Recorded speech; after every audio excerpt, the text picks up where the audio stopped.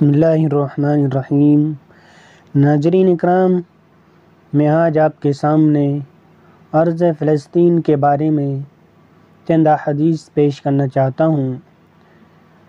کہ آپ صلی اللہ علیہ وسلم نے مسجد اقصیٰ کے بارے میں اور بیت المقدس اور فلسطین ارض شام کے فضل و مقام اور وہ شرف و تقدس کے سلسلے میں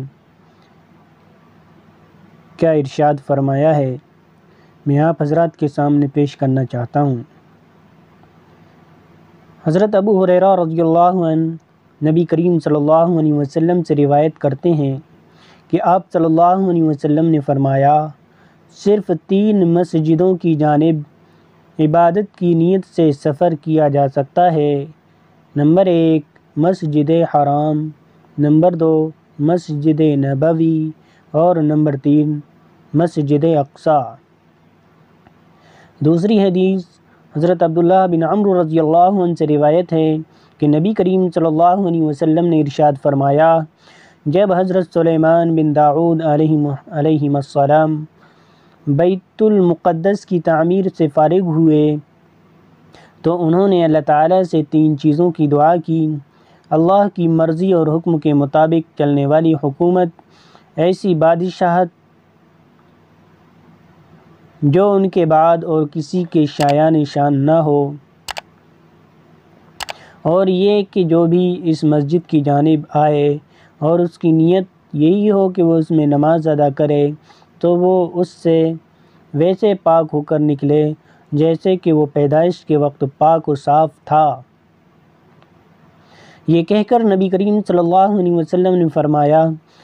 جہاں تک پہلی 2 باتوں کا تعلق ہے تو ان کو عطا کی گئیں، اور مجھے امید ہے کہ تیسری بات بھی قبول کی گئی ہوگی۔ حضرت مامونہ رضی اللہ عنہ سے روایت ہے، فرماتی ہیں، میں نے رسول اللہ صلی اللہ علیہ وسلم سے عرض کیا،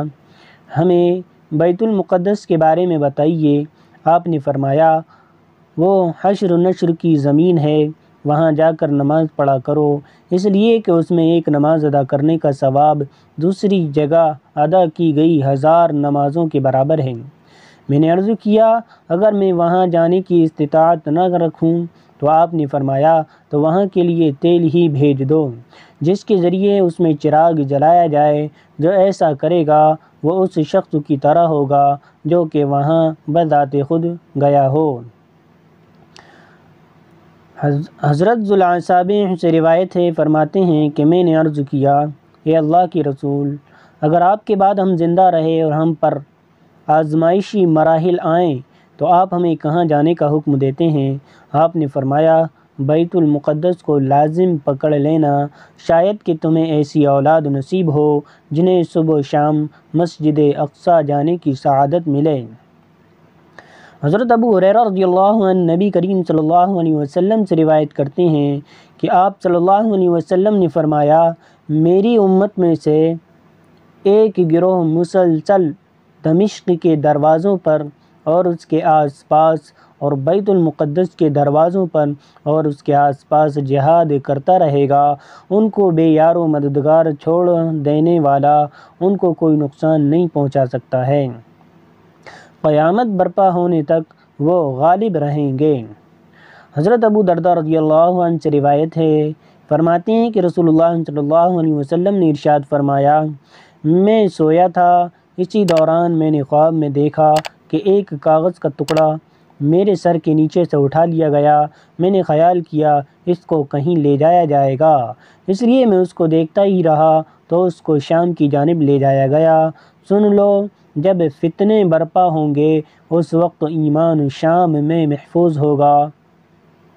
یہ تمام احادیث ہم کو بیت المقدس کے فضل و مقام کو بتاتی ہیں، اس کے تقدس و طہارت کو بتاتی ہیں۔ اللہ ہم سب کو صحیح سمجھ کی توفیق عطا فرمائے۔ وآخر دعوانا الحمدللہ رب العالمین۔